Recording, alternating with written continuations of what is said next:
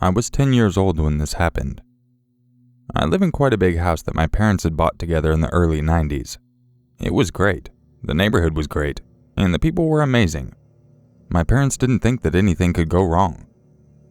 I was always quite restless when I was young. I could never sleep and I would just lay in bed for hours and hours while staring at the ceiling with strong hopes that I could finally fall asleep. Insomnia at a young age isn't very fun to deal with. Anyway, one particular night I sat up in bed after laying there for a few hours and reached for a glass of water that was on my nightstand. I shared a room with my sister, who was less than 6 months old at the time. She didn't like to sleep alone, so I offered to share a room with her in hopes it would help my parents. When I looked over her crib, I saw a large shadow leaning over her. Its back was to me, and it seemed like quite a big man. "Dad?" I called out to him, wondering why he was awake when he had to work early in the morning. The shadow turned around, and I didn't get a chance to see any details, seeing as the only light source in my room was a dim nightlight that I had since I was little. He walked away without a word, and I remember shrugging it off and laying back down again. This went on for a few nights. A man, me assuming it was my father, coming in and looking over my sister's crib, even going so far as to pick her up if she cried, and then walking out quickly once he noticed I was awake. One night I remember finally being able to fall asleep and feeling rough hands against my cheek as I did so. I was too tired to open my eyes, but I really wish I had. My mom picked me up from school one day, and our usual routine was to go to the store and pick up stuff for dinner, and then go straight home. That day though, my mom was a bit sick and wanted to just go back home. When she opened the door, at the top of the stairs was a large man. He had a bag of bread with him and a pair of my mom's underwear. My mom, who was carrying my sister in her car seat, immediately froze. I didn't know what to do either. Without any warning, my mom yelled aloud, "Who the fuck are you?" The man stopped walking and turned and noticed us. He gave us a toothy grin and stared at us. I felt fear travel up and down my back. My mom told me never to talk to strangers, but she never told me what to do if there was one in our house. The man had a gun in his pocket, and when my mom noticed this, she let out a loud scream. She handed me my sister's car seat and pushed us behind her, pushing us outside of the door. I heard the door slam and I began to cry uncontrollably. I knew what guns did and how intruders used them, so I rushed while holding my sister to a neighbor's house across the street and banged on the door as hard as I could. My sister started to cry along with me, and after what seemed like forever, my neighbor opened the door. "What's wrong?" she yelled once she saw the two of us. I didn't know how to explain what was going on. I just knew that there was a bad man in our house and my mom was in there with him. 911 was all I managed to blurt out, to which my neighbor grabbed her phone and dialed. After I had calmed down, I talked to the dispatcher and we were told the police were on their way. I can't remember exactly how I explained it to the lady on the phone. I just remember vividly saying that my mom was in trouble. It was our luck that we lived right next to the police station, and they showed up in no time. My mom opened the door when she heard the sirens and looked ghostly white. I didn't know why until a couple of years later, and then my mom told me that the man had gotten away. He escaped through the back door after pointing a gun at my mom's head. He heard the sirens too, and bolted. The police did a thorough search of the home, including our attic, which we never used. They found tons of empty bread bags, chips, peanut butter, and a lot of candy. A couple pairs of my mom's underwear were found as well. A few blankets were in the corner, and they dusted everything they could for fingerprints. Then, 4 years later in my freshman year of high school, something else happened. My school is quite a ways from my house, and it takes about 30 minutes to walk home. With a shortcut through a field with a lot of trees, it only takes me 20 minutes. I walked the shortcut alone because I'm the only one in the group of my friends who lived in this particular area. A couple of minutes into my walk, I felt the chills up and down my back again, so I turned around and was met with the eyes of someone I never thought I would see again. I didn't know what to do, so I just started running and screaming for help. Nobody else was in the field, so I ran as fast as I could to the fence that led into my neighborhood. It's a large fence, so I tossed my bag over while screaming and tried to climb over, but felt his hands grab the back of my jeans and throw me off the fence. "You're as beautiful as your mother," he said deeply, giving me the same toothy grin he did 4 years before. I continued to scream for help and his hand covered my mouth. I heard more footsteps rushing towards us, and I prayed that it wasn't his friends coming to help him. To my surprise, and utter relief, one of the school's football players rushed over and tackled the man.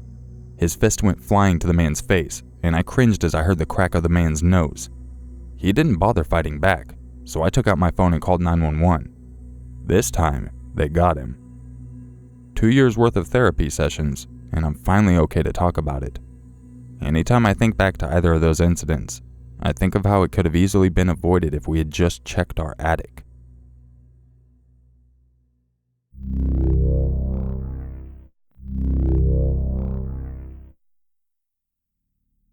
This happened 17 years ago, so please forgive me if the exact details are a little fuzzy. It was the summer of 1999, and I was spending the vacation with my mother in New Mexico. I was a 12-year-old girl going on 21 and had a severe attitude. I made friends easily with a few girls that lived just around the corner from my mom's house. We spent every moment together that summer. We were a group of 4, all of us thinking we were older and smarter than everyone else. Nikki, Katie, Julie, and myself.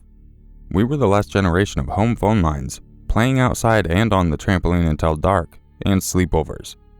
We watched VHS tapes, listened to cassette tapes on our Walkman, and it was okay to let your children walk around town at night, and we rarely locked the front door. We had no cell phones or internet. My backyard had a concrete wall around it, and a gate. Behind the wall was a desert as far as the eye can see. Just the barren wasteland of dirt, cacti, shrubs, and mountains way off in the distance. This town had a major railroad track running straight through it, and there was a major street that had gas stations galore, restaurants, hotels, and attractions. We all received the same warning from our parents.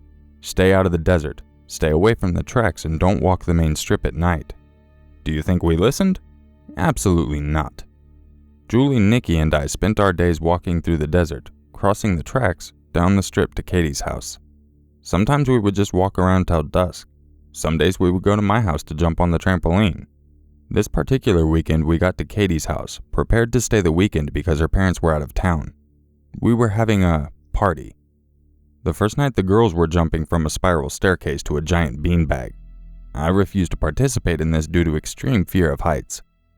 We then got down to the sleepover business, so to say, and decided to watch the original Exorcist.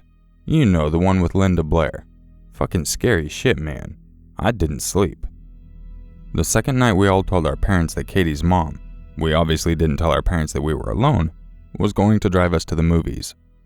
We all got money for the movies, and then promptly walked down the strip to get junk food from the little store. Now, I wish I could say that we were more aware of our surroundings, but we weren't. We were absolutely oblivious to the man who had followed us all the way back to the house. I feel that I should mention that Katie's parents were loaded. They had a huge property with numerous buildings and broken down cars that her dad was remodeling. Their house had a large open kitchen, dining, and living room. There were no walls, and the whole room was lined with windows. There were 2 doors, front and back. The day went just as planned. We got our junk food and made it home safely. We made pizza in the oven, and for some reason one of the girls turned on the TV to the news. As we were eating, we heard a story about staying indoors because there was a report of a suspicious man walking the strip. That's it, suspicious man. We laughed and joked about this man. Fast forward a few hours. I don't remember what happened, but as girls do, someone said something that hurt Julie's feelings and she stormed out of the house. I went after her and opened up the front door, just in time to see her light up a cigarette. We were bad kids. I sat her on the bench while she bitched about the other 2. Suddenly the air got thick with anxiety. Julie felt it too. I quietly asked if she felt like she was being watched. She responded with a tiny nod, and then we were both blinded. Someone was in a car in the driveway with their brights on us. My heart was racing as I stood up and pulled Julie out of the spot she seemed to be stuck in. As we turned to run inside, the man made a sound. I can't describe this sound, other than a high-pitched squeal that turned into a growl. I was scared beyond all reason, but I managed to somehow get myself and Julie inside the house. As soon as we got inside, the headlights went off, and it was pitch black again. I locked the door and turned off the light. By this time, Julie had regained her composure to tell the other 2 what had happened, as I frantically checked the back door and turned all the lights off. I told them to shut up, and I listened by the back door. I heard the car door close, and I was praying to every god that he would just go away. Then, right by my cheek, the door handle started to turn slowly, then frantically. I crawled away from the door and moved to where my friends were. For the next 2 or 3 minutes, we sat still as a stone and listened to this man bang on every window and door trying to get inside.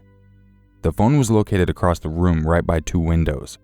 I finally got up the courage to run to the phone and I called my mom. I told her that we were all alone and someone was trying to get inside. I hung up with her and waited. Julie screamed to the man that we had called the cops, and all of a sudden the banging stopped. We sat and waited, listened to him get back into his car, and then that sound again, that squeal that turned into a growl, and then he was gone. My mom and stepdad showed up and checked the whole place out. They found tire tracks and cigarette butts in the driveway where his car was, proving he was there for quite a while. The truly scary part were the scratches all over the window frames and doors. Needless to say, Katie spent the rest of the weekend at Nikki's house and had a great story for her parents when they got home. Our parents didn't punish us for lying and being reckless. I guess 2 hours of torture at the hands of a madman was enough. We made a full report with the police, but the man was never caught.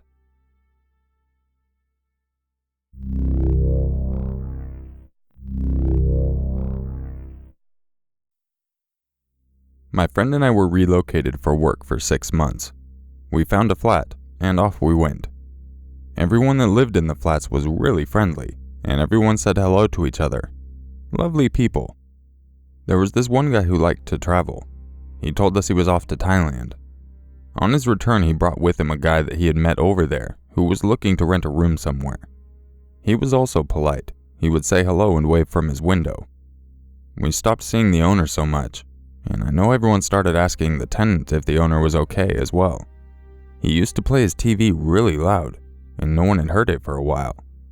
The guy was charming, and always had excuses like, "Oh no, we just had dinner last night. We had dinner this night," etc. After a couple of days, we didn't see him either. Fast forward a couple of weeks. I get home. Police are everywhere. I had to sign into my building with the police. As I walked up the stairs, I was met with this disgusting smell that hit the back of my throat, and I couldn't hold back the vomit. Apparently what had been happening was that the tenant was using the owner's phone to text the owner's family saying he was fine, and not to contact him as he was going away for a week or so. In reality, the tenant had killed the owner by hitting him in the head at least 12 times with either a hammer or a bat, then left him there. To make it worse, his pregnant daughter found him. There would have been a lapse from the last time the tenant was seen and the last time the owner was seen. So all that time he was saying hello to us and the other neighbors and telling us everything was fine, he was in fact living with a dead body wrapped up in a rug in the flat. We later found out that he had murdered him and transferred a measly 7,000 pounds from the owner's account to his own and then ran away to Thailand. The scariest thing about this man was knowing that he had murdered someone and had remained so calm, planning his getaway while staying in the flat with his victim and still being cheery with the neighbors. And I know that the day he stood at his window waving at me and smiling, he was in the same room as the body which was found, which makes me really sick knowing that that poor guy was with him, and I just stood waving. Since this story sounds so far-fetched, I've included a link, so make sure you check out the description.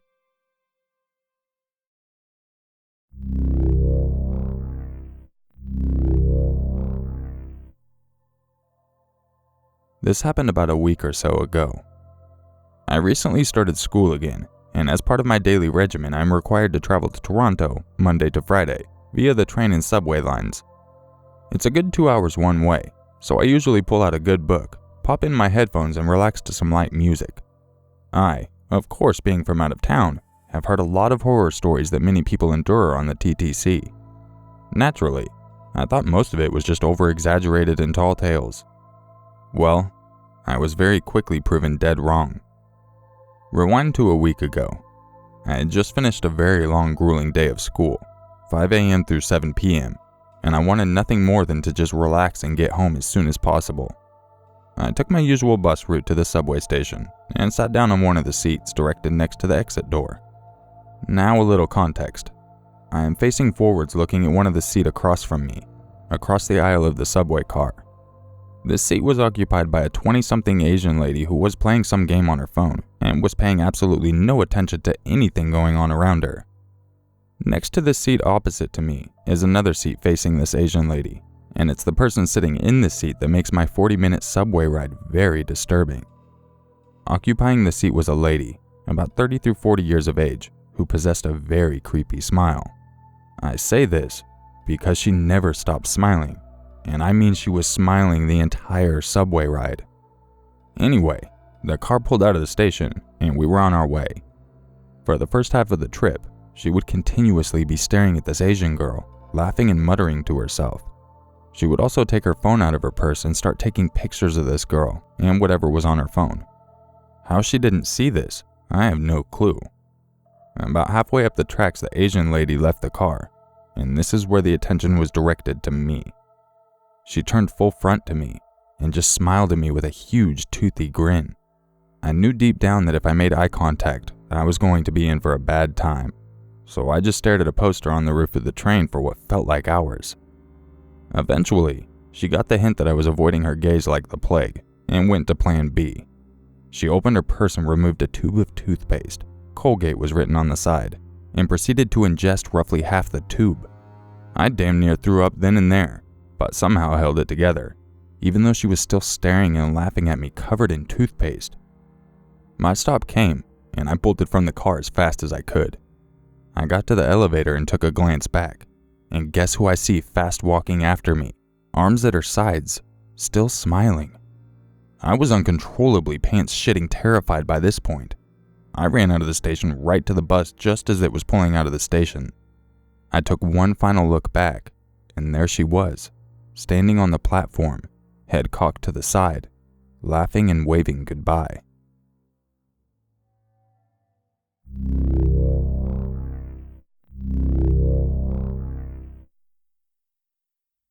This took place the winter of 2005 in rural Iowa.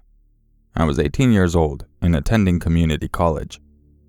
I have always been an outgoing and talkative person, and managed, in my youth, to make friends quite easily.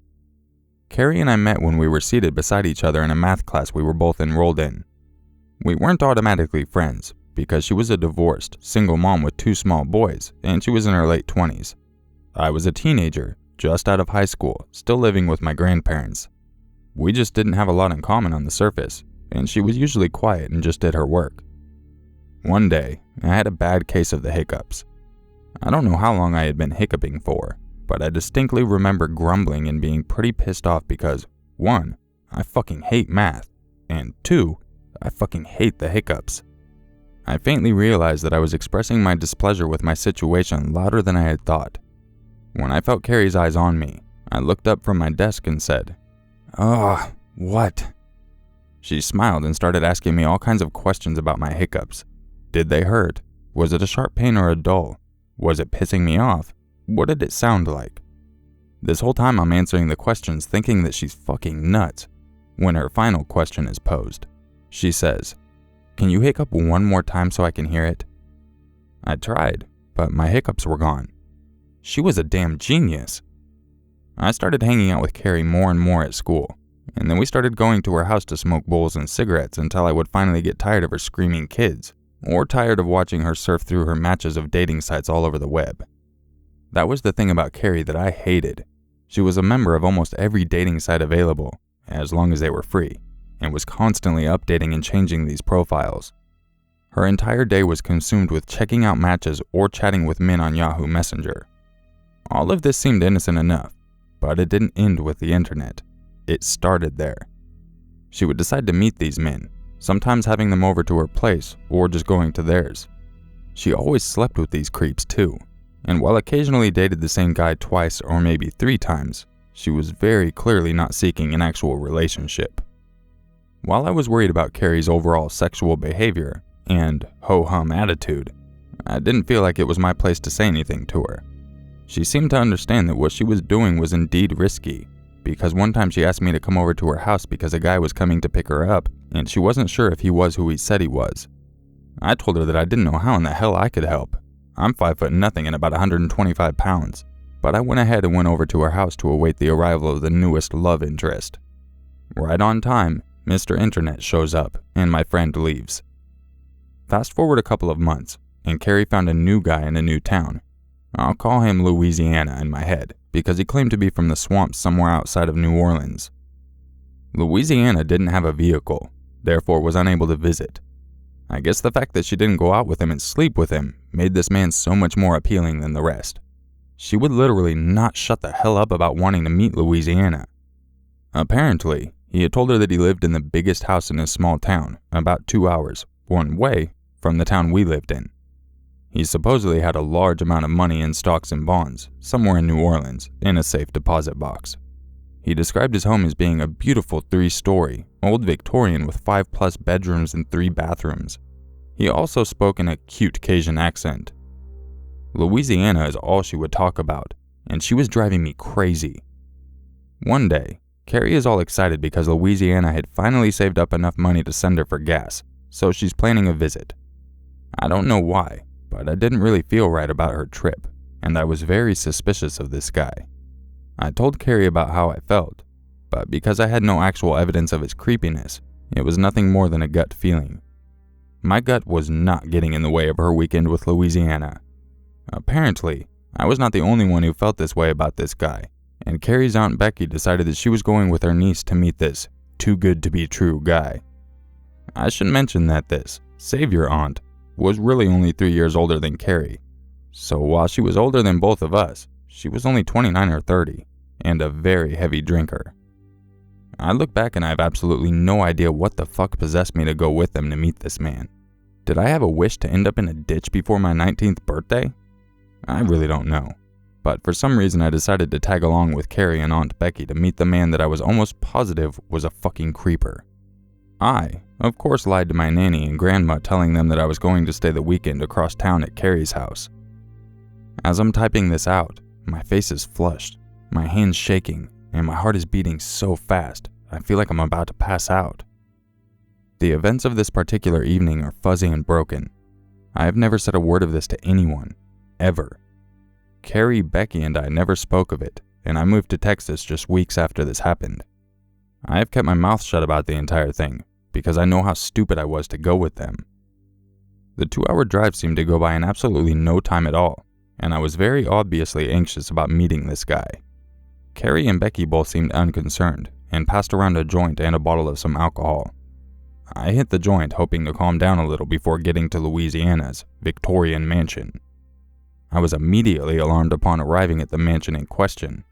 Dilapidated old house was a more accurate description.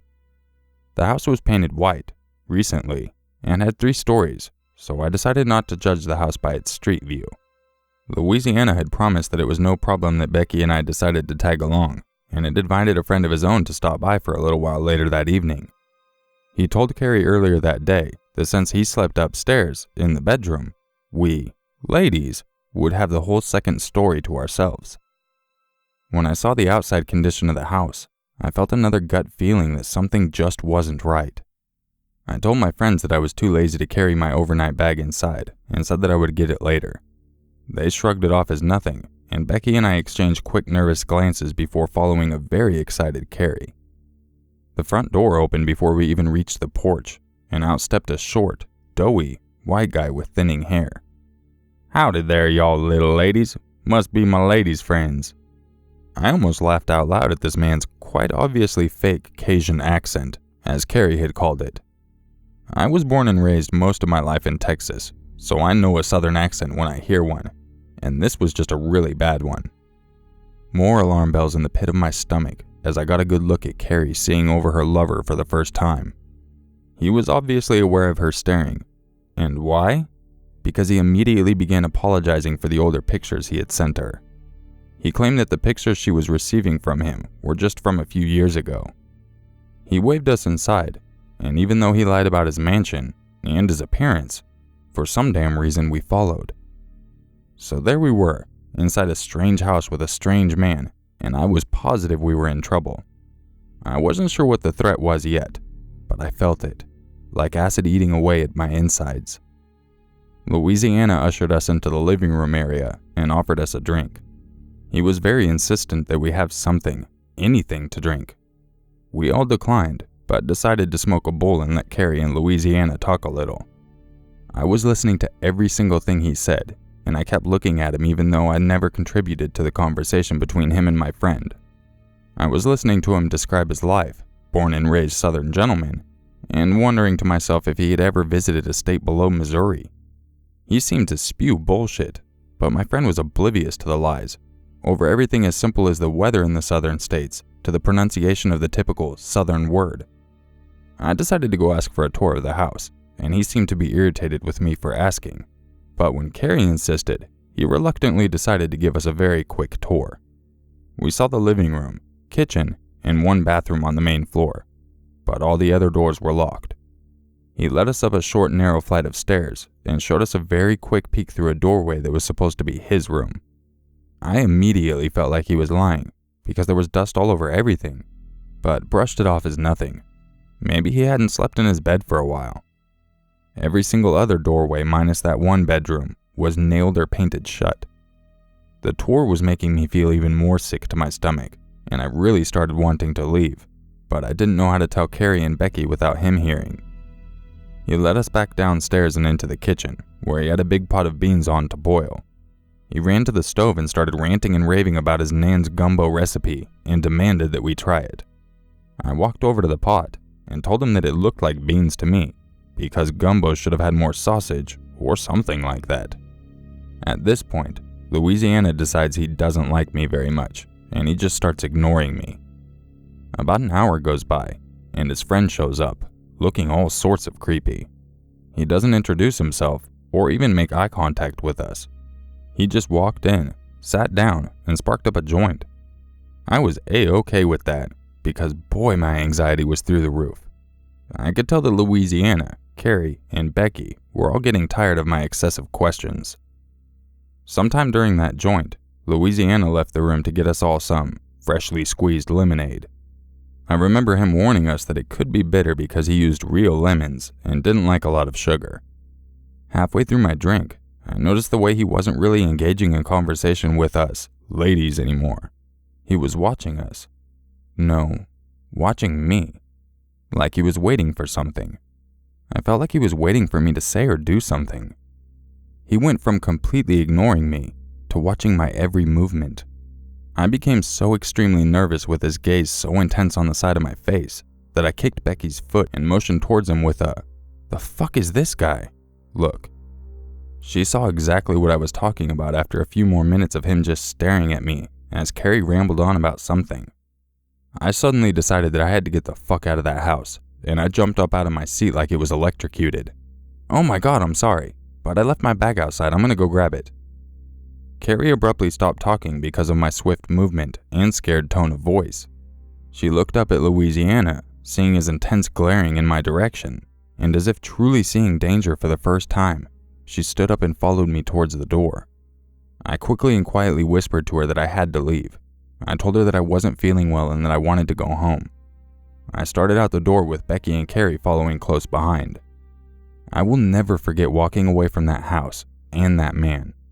I was terrified he was going to follow us. He was asking where we were going, and Becky threw him some lame answer about going to the convenience store and that we would be right back. I'm honestly not sure what it was that made both Carrie and Becky blindly follow me out of that house. Like I said before, he hadn't left us alone together, so I couldn't express my fears to them verbally.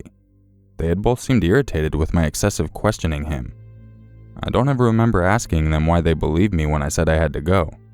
Maybe they felt it too, his sinister stare, as if trying to incinerate me with his eyes. We were almost 20 minutes away when whatever he had been waiting on started to take effect.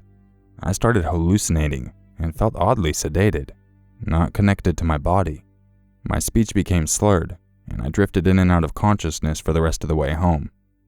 Both girls assumed that I had simply passed out from exhaustion and had together carried me into her kid's bedroom. I woke up often through the night in all different stages of panic, but I couldn't manage to stay awake longer than a few minutes at a time. The next day, I had a horrible headache, and my body felt like I had run a marathon. I woke up, wrote Carrie a goodbye note, got in my car, and went home. I never spoke to Carrie or Becky again after that incident, and I hope to never see them again. I think of how much worse it could have been, and I thank my lucky stars that I'm not dead.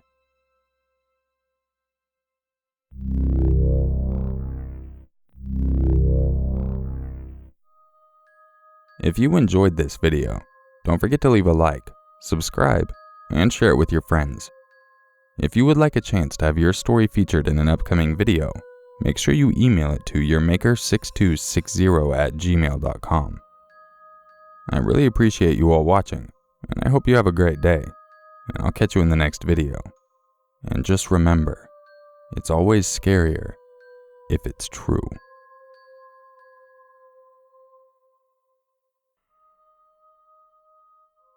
Howdy, ladies. There y'all little ladies must be them.